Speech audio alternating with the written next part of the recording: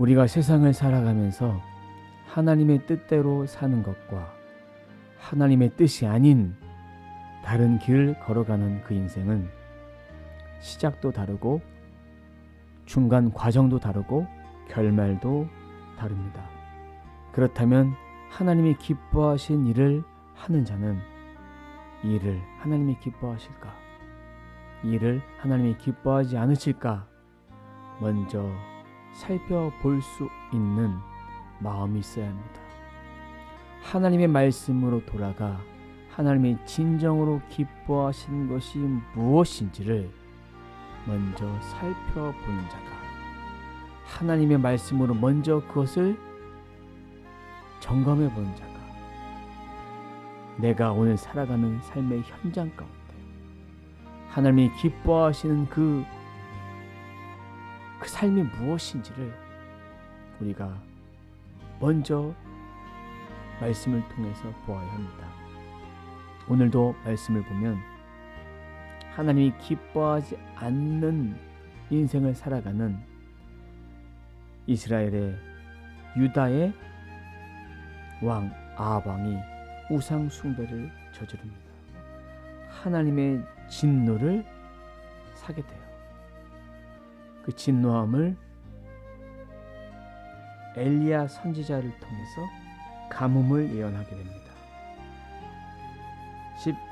17장 1절에 보면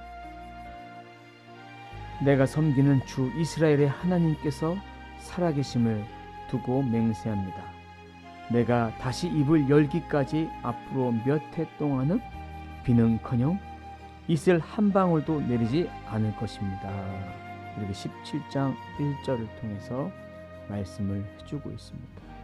가뭄을 예언했어요. 우상 숭배하는 왕에 대해서 반기를 들 수 없었어요. 반역한 거예요. 엘리야는 피신을 합니다. 피신을 해서 3절 말씀 보면 그리 시냇가에 숨어서 지내게 됩니다. 17장 7절에 보면 땅에 비가 내리지 않으므로 얼마 있지 않아서 시냇물은 다 말라져 버린 거예요. 온 땅이 가뭄으로 고통당하고 있는 거예요. 이것은 영적으로 메말라 있는 이스라엘 백성들의 모습을 보여주고 있는 것입니다. 그래서 이제 엘리야에게 하나님 말씀하십니다. 9절에 보면 이제 너는 시돈에 있는 사르밧으로 가서 거기에서 지내도록 하여라. 내가 그곳에 한 과부에게 명하여서 내게 먹을 것을 주도록 일러두었다. 하나님이 보내신 거예요. 가나안 땅의 중심 지역에 우상 숭배 땅에 그곳에 보내서 이방 사람들에게도 하나님의 역사가 있다는 것을 보여주고자, 직접 체험하고자 이렇게 보내셨던 것입니다. 10절에 보면 엘리야가 그곳을 갔을 때 사르밧 과부가 땔감을 줍고 있었어요. 그때 여인에게 그렇게 말합니다. 10절에 마실 물 한 그릇만 떠다 주십시오. 그 당시의 문화에서는 지나가던 나그네에게 물 한 잔 주는 것은 당연한 거예요. 한 가지 더 어려운 것을 요구합니다. 11절 말씀 보면 먹을 것도 조금 가져다가 주시면 좋겠습니다. 이미 온 땅이 다 메말라 있었어요. 무리한 부탁이었지만 이 사르밧 과부는 자신의 마음을 토로합니다. 12절 어른께서 섬기는 주 하나님께서 살아계심을 두고 맹세합니다. 저에게는 빵 한 조각도 없습니다. 하나님이 보내셨다는 것을 사르밧 과부가 알고 있었어요.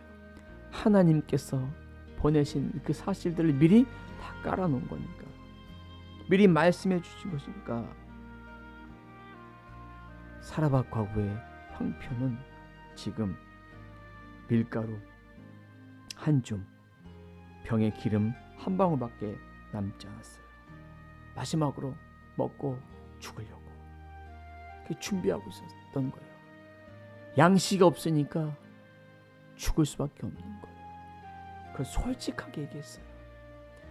그렇게 얘기했으면 엘리야가 알겠습니다라고 말해야 되지만 하나님께서 엘리야를 사르밧 과부에게 보내신 이유는 이방 땅에 복음의 메시지를 전달하기 위해서, 하나님이 지금도 살아계심을 더 재현시키고 깨닫게 하기 위해서, 하나님은 우리들의 삶 가운데도 하나님의 역사를 보여주기 위해서 어려운 순종들을 하기 원하십니다. 하나님 앞에 믿음으로 살기를 원하시는 것입니다. 근데 엘리야는 음식을 만들어서 나에게 먼저 갖고 오라고, 그리고 그 다음에 먹으라고. 이게 말이나 된 얘기입니까? 먹을 것도 없는데, 우리 식구가 먹을 것도 없는데. 여러분 이런 얘기 들어보세요. 어떻게 생각하시겠습니까? 도저히 말도 안 됩니다. 도저히 전 안 됩니다. 제가 먹고 죽겠습니다. 그렇게 얘기할 수밖에 없는 것이죠. 사르밧 과부는 이러한 환경 속에서 순종을 했습니다. 밀가루, 기름이 떨어지지 않도록 역사해 주시겠다고 선포한 대로 이루십니다. 엘리야를 이곳에 보낸 이유가 있었던 것이죠. 그들에게 고난을 주신 이유가 있었던 것이죠.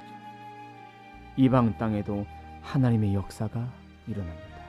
오늘도 이 땅 가운데 하나님의 역사가 일어납니다. 기적의 역사가 일어났던 것입니다. 그리고 나서 사르밧 과부의 아들이 병에 걸려 죽습니다. 어떠한 병인지는 성경에서 말하고 있지는 않지만 숨을 거둡니다. 이 여인의 절규 고통스럽습니다. 남편도 죽었죠.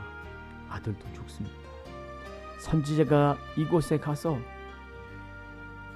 물질적으로는 풍족했어요. 기름과 밀가루가 마르지 않도록 하나님께서 축복해 주셨기 때문에. 아들이 죽었을 때 어떤 부모가 고통스럽지 않겠습니까? 이 당시의 죽음은 내 죄 때문에, 자신의 죄 때문에 남편도 보내고 아들도 보냈다고 그때인 것입니다. 고통 가운데 엘리야의 마음은 어땠을까요? 엘리야의 마음도 괴로웠지만 하나님의 역사하심, 하나님이 준비하신 뜻이 있었습니다. 엘리야는 이 아이를 데리고 달하고 올라가서 기도합니다. 하나님, 어찌하여 제가 머물고 있는 이 과부의 집에서 이러한 재앙을 내리셨습니까? 왜 이 아들을 죽게 하셨습니까?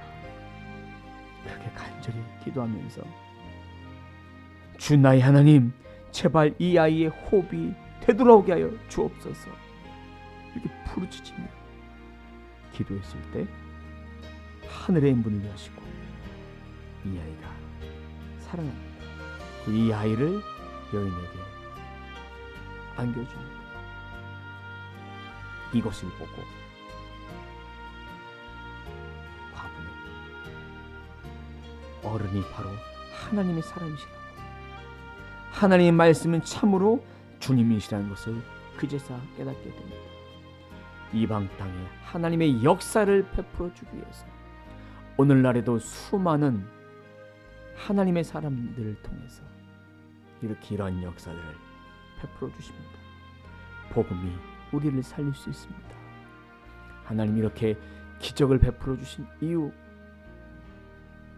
복음을 듣지 못했던 이들에게 찾아가 주셔서 그의 마음밭의 10년 가운데 이미 다 작업을 해놓으시고 그렇게 예비된 영혼들을 만나도록 그렇게 역사해 주십니다. 지금도 우리가 만나는 사람마다 그 심령 가운데 하나님의 말씀이 들려지길 그렇게 하시기 위해서 그 사람의 환경도 만지시고 하나님 앞에 순종할 수밖에 없도록 그렇게 만들어 주시는 거예요. 환경을 그렇게 역전시켜 주셔서 그 환경 앞에 무릎 꿇을 수 있도록 하나님만이 참 하나님이십니다. 하나님만이 살아계신 하나님이십니다라고 고백하도록 그렇게 하나님이 우리를 강권적으로 사용하기를 원하십니다. 이 땅에 하나님의 신실한 종, 왕같은 제사장 우리를 통해서 하나님은 역사하길 원하십니다. 하나님 앞에 우리는 신실하게 순종하길 원하십니다. 어떠한 것을 시키셔도 하나님 앞에 철저하게 순종할 수 있는 그 믿음을 먼저 보십니다. 불의 가운데 불의를 말할 수 있고 하나님이 어떻게 나를 낮추셔도 낮추신 현장 가운데 겸허히 받아들일 수 있는 그런 마음을 하나님은 원하십니다. 오늘 말씀을 통해서 하나님, 저에게 가장 필요한 것이 무엇입니까? 제가 하나님의 뜻대로 살아가기 위해서 어떻게 순종해야 됩니까? 내가 아직도 순종하지 못한 영역들, 순종해야 될 영역들, 하나님께 더 가까이 가면서 내 마음을 다 내려놓아야 될 것들, 이것들이 무엇인지 오늘 말씀을 통해서 다시 한번 묵상해 보길 원합니다. 엘리야를 통해서 역사하셨던 하나님이 지금도 하나님 앞에 무릎 꿇을 수 있는, 하나님께 순종할 수 있는 그런 자들을 통해서 믿음의 역사를 보여주길 원하십니다. 오늘 말씀 기억하면서 하나님 앞에 다시 한번 물으십시오. 하나님이 지금 저에게 이러한 상황을 주신 이유가 무엇입니까? 이 상황 앞에 절망하지 않고 불평하지 않고 하나님의 이름을 높여 부르기를 원합니다. 하나님의 이름을 찾고 부르짖기 원합니다. 하나님, 제게 그 뜻을 알려주옵소서. 제가 순종하겠습니다. 그렇게 오늘 하루도 하나님 말씀 붙잡고 살아가는 저와 여러분 되시길 주님의 이름으로 축원합니다. 기도하겠습니다.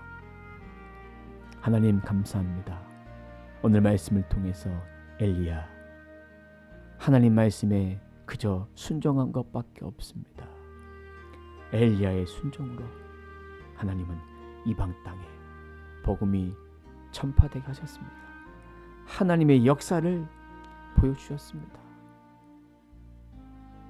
세상에 가장 천하고 약한 자들, 돌아보지 않는 그 이방 땅에 과부에게 찾아가 주셔서 말씀해 주셨습니다.